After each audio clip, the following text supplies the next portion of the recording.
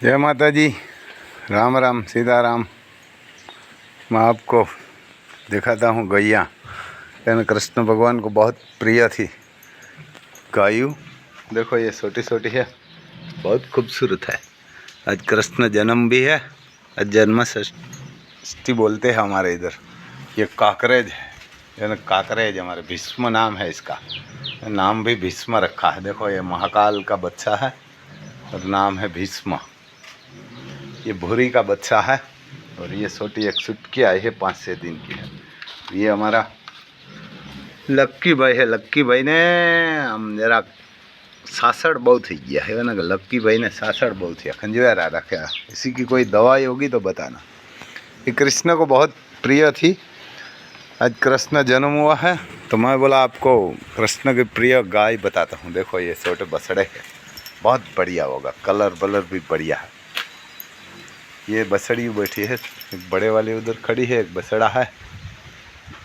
तो ये भगवान इसको बहुत वगड़ा में लेके घूमता था और सब इसको भरवाड़ी बोलते थे, लेकिन वो था तो यदुवंश था, है ना।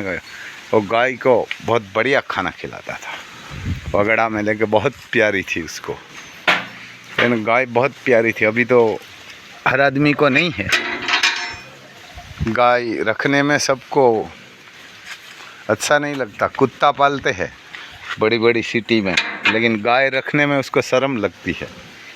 भगवान का मंदिर जाके उसको मंदिर में पैसा देने कोई शर्म नहीं लगती। जो गाय सारने वाला था उसको आप मानते हैं पर, लेकिन गाय को नहीं मानते। वो गाय को मानते थे, है ना। वो गाय को मानते थे, है ना। वो गाय को मानते थे। और आप इसका मंदिर पे जाके वहाँ पैसा लगाते हैं और मंदिर से कुछ नहीं मिलता। गाय रखेंगे और गाय को खिलाएंगे ना तो बढ़िया रहेगा। देखो हमारी ये हट्टी कटी भी बढ़िया है और नंद की बछड़ी है, गाभिन भी है ये तोखार से। इधर हमारा तोखार है। तो ये कृष्ण भगवान की थोड़ी कहानी मैं आपको बताता हूँ, गाय भी दिखाता हूँ। और गाय रखेंगे ना तो ही आपको भगवान सहाय करेंगे, नगर नहीं करेंगे। पांडवी भी बहुत रखता था गाय। देखो कोई इधर बूढ़ी गाय है, बुजुर्ग है। ये भी बूढ़ी है, एक सींग निकाला है, सोन कपिला है। हम उसको सेल नहीं कर रहा।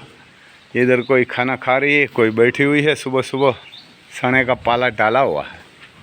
तो आपको गाय भी दिखाते हैं और भगवान की कहानी भी बताते हैं कि उसका नाम रणछोड़ राय किसे पड़ा है। इसीलिए पड़ा हुआ है कि वहाँ से रण में थी, रण छोड़ के भागा था। तो वहाँ एक जरासन था, बे माँ का जाया। वो बे माँ का जाया था। एक जरासन का पिता क्षत्रिय था और इसकी एक बीवी क्षत्रिय थी और एक राक्षस यानी थी, राक्षस थी। 2 बीवी थी जरासन का पिता को। तो जो एक क्षत्राणी थी वो भगवान शिव की बहुत पूजा करती थी, है ना, बहुत पूजा करती थी। तो भगवान उसको शंकर पसंद हुआ ना, तब उसने एक आम दिया। आम या ना आम दिया, हमारे तो केरी बोलते हैं इधर।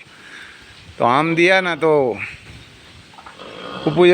भगवान ने उससे वरदान दिया कि आम तू खाएगी ना तो 9 मंथ के बाद आपको एक बच्चा बहुत बढ़िया आएगा। उसने बोला ठीक है भगवान, मैं आपकी पूजा की, आपने दिया है। तो उसने बोला घर जाके ये खाना तू, और तेरे को बढ़िया बच्चा, उत्तम बच्चा आएगा और वो विश्व विजेता होगा। तो उसने माँ ने बोला ठीक है। वो लेके ज़्यादा रही थी ना, तब उसके सामने दूसरी बीवी मिली जो राक्षसियानी थी ना, वो उसका पति की बीवी।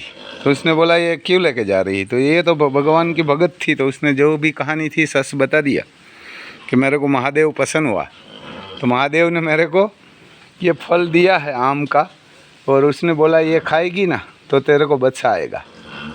तो उसने बोला साला मेरे कोई बच्चा नहीं है तो मैं उसको जुट के खा जाऊंगी। तो उसने बोला मेरे को आधा दे दे। तो उसने बोला ये आधा नहीं मैं दे सकती है। तो उसने बोला मैं पकड़ के पूरा खा जाऊंगी, उससे तो आधा दे दे मेरे को, आधा तू खा, दोनों को एक एक बच्चा आ जाएगा। तो ये जो सतराणी था उसने सोचा कि ठीक है ये पूरा खा जाएगी, जुटू आ गए, उनसे तो आधा उसको दे देती हूँ मैं। तो आधा उसको दिया राक्षसियाणी को, आधा इसने खाया। जब 9 मंथ हुआ ना तो दोनों को बच्चा आया, आधा आधा आया, आधा फाड़ा आया इसको छत्राणी को और आधा फाड़ा आया राक्षसियाणी को। जरा नाम था राक्षसियाणी का, नाम भी जरा था। जरा राक्षसियाणी को आधा बच्चा आया, आधा बच्चा आया ये छत्राणी को। नाम मैं भूल रहा हूँ, नाम तो आता है उसका महाभारत में। तो उसके बाद 9 मंथ के बाद वो राक्षसियाणी थी गी, तो वो तो भगवान के मंदिर पे वो फेंक के आ गए आधा बच्चा, कि रख कि मैं क्या करूँगी आधा बच्चा को। तब वो छत्राणी भी वहाँ मंदिर पे गई कि भगवान आपने बच्चा तो दिया, वसन भी दिया था, लेकिन आधा बच्चा आया तो मैं उसको क्या करूँगी। आपने तो बोला था कि महान योद्धा होगा, ऐसा होगा ऐसा होगा। तो भगवान ने पसंद होकर बोला कि ठीक है कि आप दोनों फाड़िया लगा साथ में तो तेरे को ये जुट जाएगा। तो उसने भगवान का विश्वास करके छत्राणी ने लगाया दोनों, तो ये हो गया दोनों फाड़िया में से एक बालक हो गया। तो छत्राणी ने भगवान से पूछा कि कैसा होगा कैसा नहीं होगा वो बताइए। तो भगवान ने बोला ये बहुत ताकतवर होगा, महान योद्धा होगा और बहुत लड़ाई करेगा, बहुत राजपाट जीतेगा और बहुत लड़ाई करेगा और वो किसी से मरेगा नहीं, किसी से हारेगा भी नहीं। तब उसने माँ ने बोला कि भगवान तो ये अजरा अमर हो जाएगा, मेरे को अजरा अमर बच्चा नहीं चाहिए, मरने वाला चाहिए। वो बाद में तो कभी भी वो तो नकर वो जो अजरा अमर हो जाएगा तो कोई भी काम करेगा और किसी को भी परेशान करेगा। तब भगवान ने बोला तो क्या करेगा। तो उसने बोला किसी के हाथ से उसका मौत तो होना ही चाहिए। तो कि ठीक है। देखो ये सब गया साथ में आ गई है, मैं वीडियो उतार रहा हूँ। ये तोखार भी आ गया है इधर के मेरे को खंजवारो, इसीलिए सब आ गई है। तो उसके बाद भगवान ने किया ठीक है, कोई भी आदमी इसको 2 फड़िया करके मेरे को मेरा लिंग के आण देगा और मेरा गाल पिटेगा ना, मेरा नाम लेगा ना, तब वो रुकेगा, ना तब तक तो ये दोनों फाड़ा भी एक हो जाएगा। तो उसके बाद वो भगवान के सामने ही पड़ा था, कृष्ण कार्या के ही। तो भगवान को बहुत बार भगवान ने उसके साथ लड़ाई की थी। उसके साथ जो एक मोरध्वज और एक हंस दोनों उसका प्रधान था, उसको तो दोनों को भगवान ने मार दिया था।